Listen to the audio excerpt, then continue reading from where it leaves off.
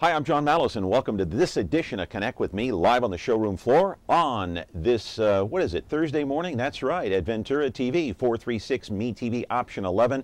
We're going to be talking today about the Fresno Grand Opera.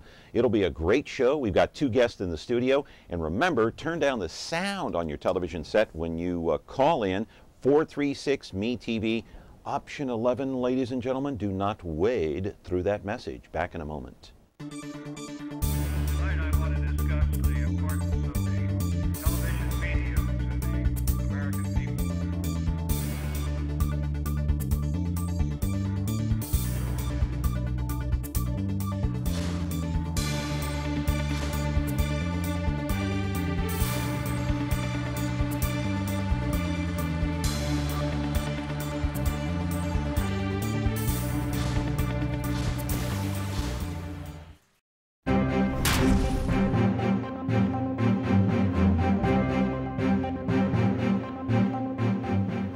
I didn't realize it was Thursday morning already. I don't have any idea where the time has gone this week. It has just absolutely flown by.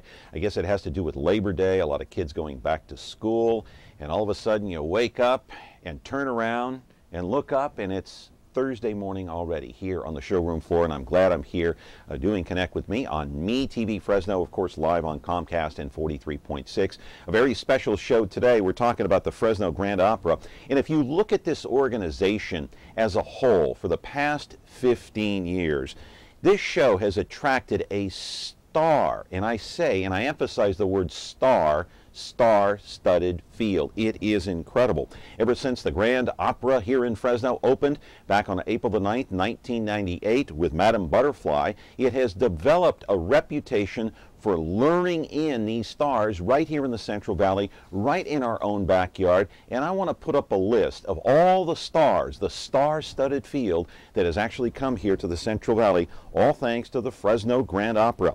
Obviously, Andre Bocelli, 2003 Save Mart Center, they drew more than 13,000 people. 2005, 2009, he came again. Placido Domingo, Josh Groban, Renee Fleming, Johnny Mathis. I mean, do I have to read all the names? Let's just go through them. Audra McDonald, of course, out of Fresno. There she is up on the screen. It simply is amazing. And of course, not to be outdone, this past Friday night, they opened up the season at the Fresno Grand Opera. Of course, it was a smashing hit, another star-studded field. The pop culture in Italy producing 3 stars, and we had them here last Friday night, Il Volo.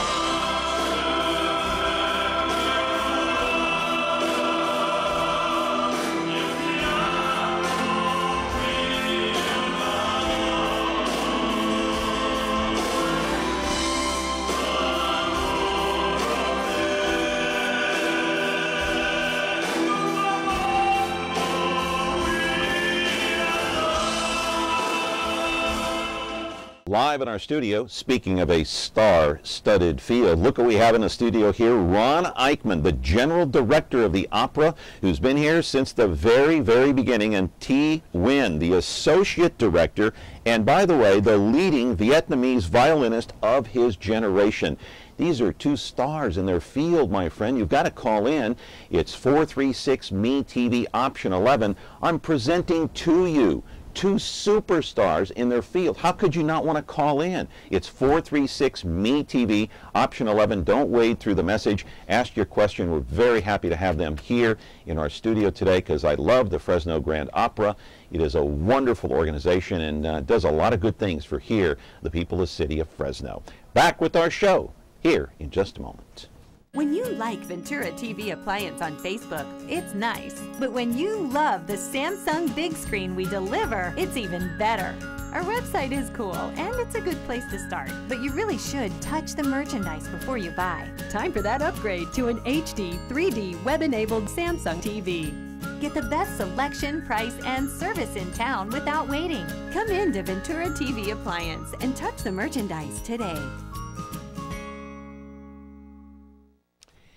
You see, I would like to be a superstar one day, like these two gentlemen here, but, you know, sometimes you just have to take whatever life gives you. And anyway, glad to have in Ron Eichman. Great to be here, John. Oh, it's good to see you guys. My pleasure. T. Nguyen, good to meet you. It's tremendous of you two to be here. Let me ask both. T, let me start with you. How are you and Ron able to attract these big name stars here in Fresno the last 13 years? It's amazing. You saw the list. It's phenomenal. How do you guys do it? Relentless. Relentless. We go after them and we do not let go. So we do everything we can to get them here. And where does that? Give me a starting process. Do you start with a phone call or what? We start with an email. The electronic page. We send an email out there saying come to Fresno, and we get Fres where. And then from that point, we start our process of building relationships and connecting all the dots from all the people that we do know in the industry. And eventually, they turn out to be Fres yes, and they're here. Yeah, and you have a lot of connections, obviously, yourself, personally, don't you? Yes. I mean, I have a lot of connections with Johnny Mathis. I've been his concert master for 10 years before. And it's very easy to approach him and say, hey, John, let's go to Fresno. I want to get into more of that, but Ron, would you agree with what T said? That you just, it's just personal connections? Absolutely, it is. It's building rapport on the front end, which is sometimes a little bit more difficult than one might imagine, connecting to artist management, and then subsequently, in many cases, directly to the artist, and then convincing them that we know what we're doing here in Fresno, and we do, and then delivering a first-rate product. And when that happens, that first time that they appear on the stage, we have, John, one of the great audiences anywhere on the planet. I mean, Fresno audiences are just superb. And when we do our job and make sure that we have produced a great program for not only the artist but for our audience, then the roles are somewhat reversed. So interestingly, it took us, Chief, about 4 years to convince Honorable Bocelli to come here. I was just going to ask you 4 years. About that process, about getting him here. What was the initial response when you first... You know, I think T's point of being relentless fits perfectly in this little storyline. We reached out to him in 1999 to his management. We found them, his Italian management, so it wasn't so difficult to find them initially because he has no U.S. representation. Where'd you find them? On the internet or what? No, we didn't. They're very much off the radar. And we initially made the contact as a result of relationships we had in the industry and folks that had previously presented him, not here, but in Italy. And we found the contact, made the call, reached out, were very politely but resoundingly turned down. And so it took 4 years to convince what we got. His managers, right? What happened, which was kind of a cool thing, was that we got his management to agree to invite us to one of his performances in California, his first one ever in Oakland in 1999. They invited us to meet Andrea backstage at that concert. We met him, and we agreed we'd do a show in Fresno. And it took 4 years from that point to put him on stage. Why did it take that long, in your opinion, T? You know, they don't know who we are. They don't know what we do. And the quality. They don't know your reputation either. Absolutely. Yeah. And a lot of artists, one of the big pieces, as always, is the quality of their production in your area. There's a lot of backup musicians. There's a lot of different things that take place behind the scenes that has to be at the level that they feel that the quality is going to be met. I still can't believe he came. Not only did he come here once, he came here the first time. He obviously liked what he saw, so he came 2 more times. He did. Yes. Yeah, and that's kind of the cool part, John. Yeah. The first time it was 4 years of pounding away. After he appeared on his stage, within 3 months, they were calling us to say, when can we come back? How do you know, and this is probably going to sound like a dumb reporter question, Okay. There's no such thing. But Yeah. when, let's say, a Bocelli comes here once, how do you know how to treat him so he comes back again? How do you know how to approach him, what the right thing to say to him and to his handlers? I mean, this is a big dude, man. He is worldwide material. Yeah. Everybody knows this guy. So how do Yeah. you know how to approach him and how to talk to him and saying the right things and impressing him? How do you know how to do that? Well, I know that's a dumb question. It's, you know, in reality, it's pretty common sense. So it is for us to do what we promise to do in putting forth the product that is necessary for him to do his job. Right. And then, frankly, to the extent that we understand the industry and that we talk the same language, Right. and that we speak Italian, was kind of The key with reason Andrea. I asked that because Yeah, I'm very it's key. infamous for putting foot in mouth when so how do you avoid putting foot in mouth when you're dealing with a person like of this stature? Yeah. I mean, on the production side, for us, it's just ensuring that we can produce exactly what we tell that we will do. That the quality of the orchestra Yeah. that he'll be standing in front is at the international level. And we actually don't say too much, Yeah. but we carry a big stick and we make sure the job gets done properly. Right. Yeah. Just kind of nod and smile and say, Well, okay, we're here. yes. He's a terrific guy. Is he approachable? Very much so. Mm-hmm. Very down to earth, very genuine. I joke about our language ability, but that obviously helps that we can speak his language, his Italian language, and that was a key component to building the relationship early on. Okay, quickly, Friday, and we have to go to break, but Friday night was the opening of the season opening, right, with Yes. Ivolo. Yes. Tremendous success. Just briefly talk about them, and then we're going to go to the videotape and then go to break. Good. Oh, great. You know, it's a nice segue because Andrea Bocelli's original management is Il Volo's management. So that's how Oh. that came together. Really? In that we had Okay. already built a relationship. But, you know, these guys are phenomenal. They've been on the radar for about 3 years, Mm-hmm. and we've watched them, and we have a relationship, as I mentioned, with his management. So we built that contact. We reached out to them about 2 years ago, and we just waited when we thought the timing was right for the marketability here in our community. And we're thrilled to be able to get it. We were one of only 4 West Coast appearances for Il Volo. They only performed in, Vancouver, Right. San Francisco, Los Angeles. And Fresno, So, yes. yeah. And so how old are they? They're around 18, 19. I think the oldest one is 19, and Oh, everybody my else goodness. is 18 years old. Everybody's going crazy over them. Yeah. Oh. And you know what? Here's why. Look at the video.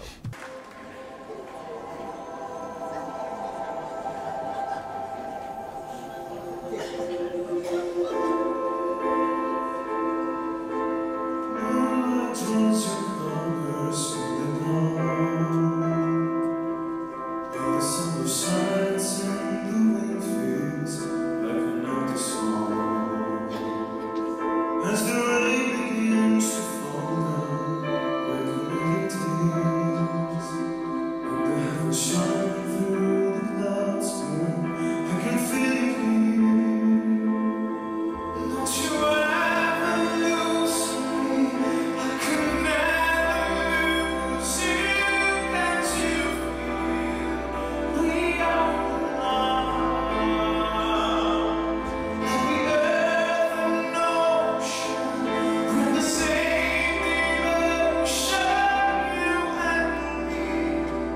We are love.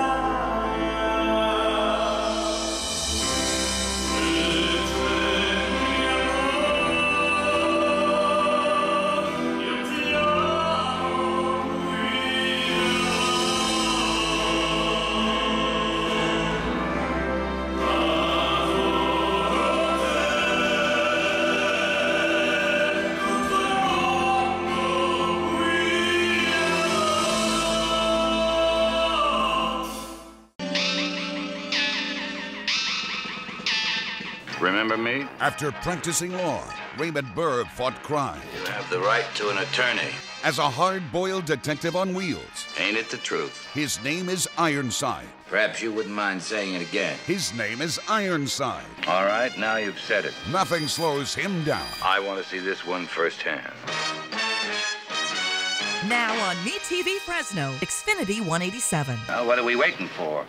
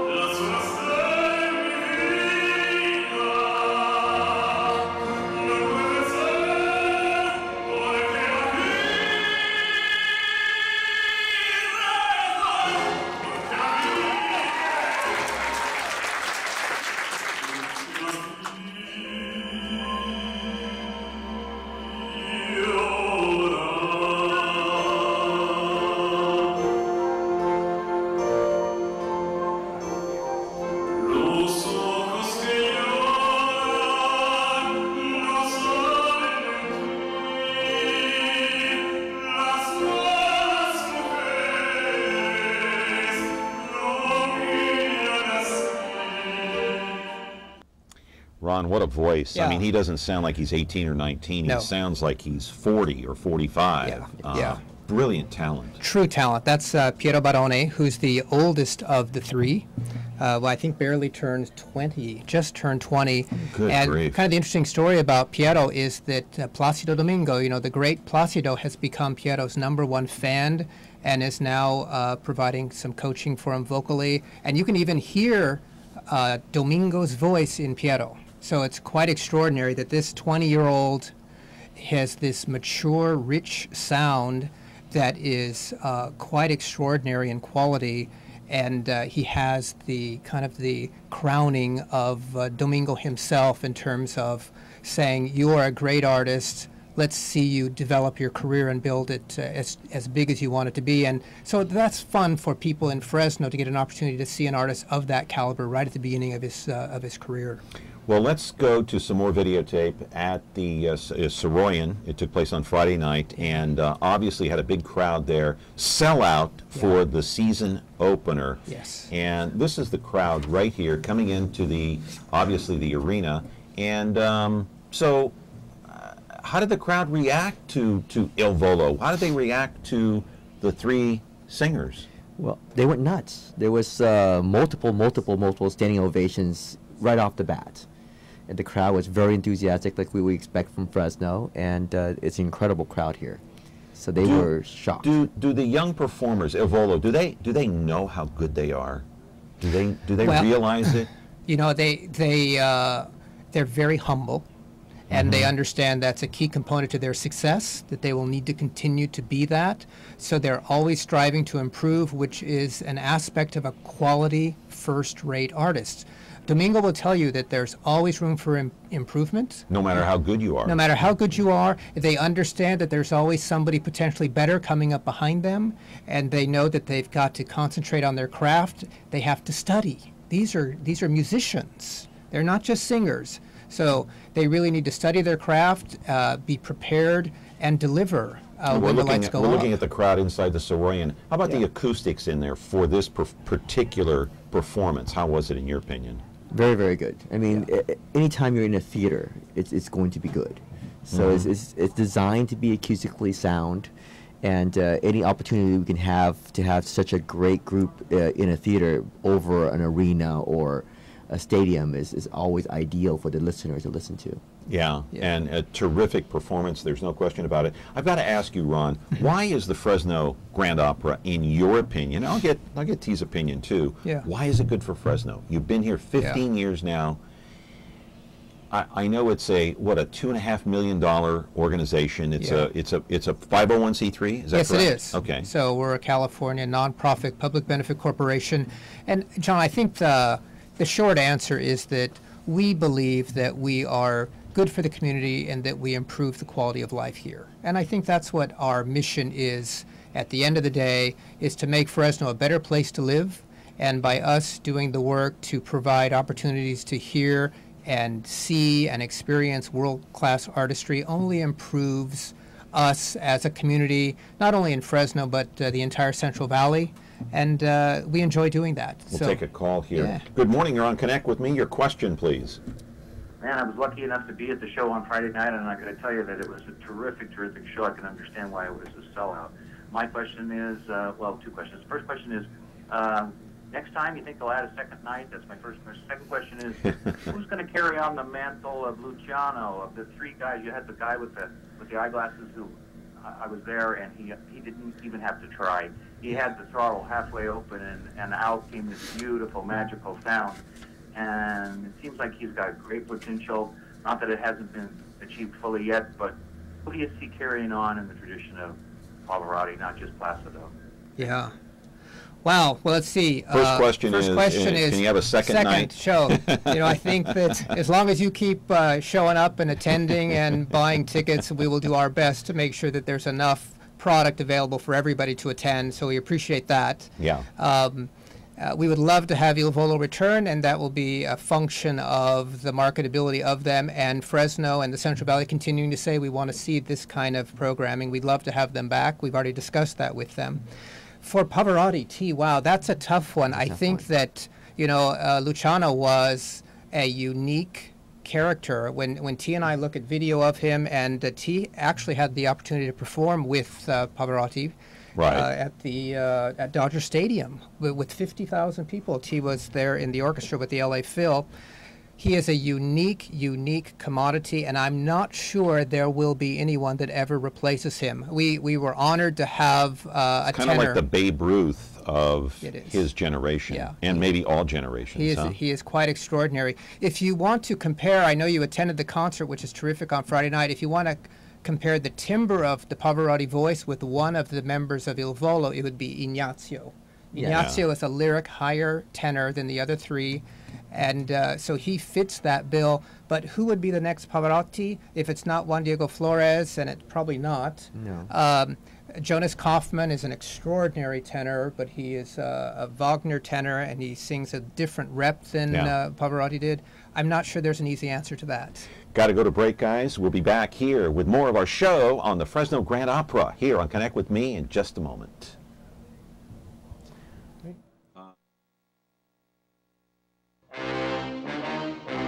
All right, from the beginning.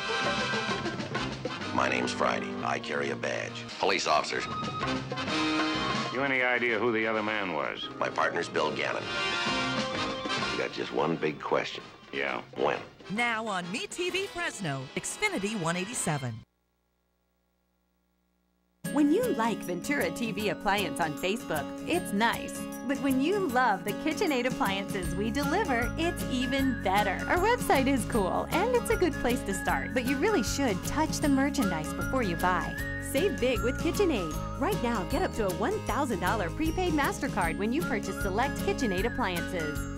Get the best selection, price, and service in town without waiting. Come in to Ventura TV Appliance and touch the merchandise today. Talking about the Fresno Grand Opera, it is an incredible organization, been around since 1998, a nonprofit. So where do you get most of the proceeds from? Donations, or how does that work? It's a piece of it. I would say of our $2.5 million budget, about 40% of it comes from contributed income, and the other 60% generally from earned income through ticket sales. Okay. Yep. Now, before we run out of time, I want to read the schedule for the upcoming season. We've already had Il Volo, right? Okay. November 30th and December 1st, we got the Nutcracker, right, guys? Okay, Christmas on Van Ness is December the 7th, and then January 17th, January 18th, and January 19th of 2014, we have got Les Mis. Talk about that, T. Wow, it's the name says it's for us, right there. It's probably the most popular musical in history of musicals. And this is the first time that we are going to do something on this magnitude. So it's epic for us this coming January. All right. Do you want to see some videotape? Yeah, Obviously, Ron, right? Yeah, Les Mis absolutely. at the Academy Awards from the movie. Fantastic. Let's go ahead and roll that piece of video so we can look and listen to it. One more day before the storm.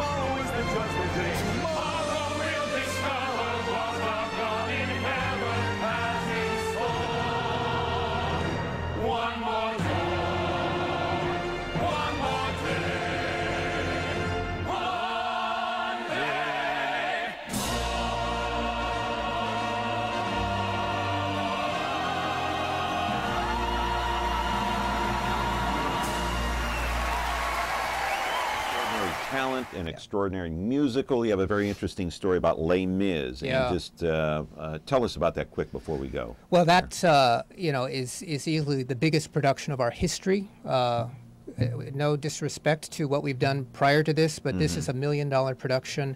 It's the biggest thing we've ever taken on. Local talent? It is national caliber talent that includes some of our great local artists as well. But many of the artists that will be on stage will be the artists that will return to Broadway for the opening of Les Mis when it goes back there in March. So we get them first in Fresno. Amazing. We're pretty proud of it because it's a Fresno Grand Opera production. It's not a national tour, but it will be at everything about it will be at a world-class level, and that's fun to do for our community. That's amazing. And right after Les Mis, I want to continue with the schedule. Snow White and the Seven Dwarfs on February 28th, and then Broadway on Van Ness, March the 16th, 2014.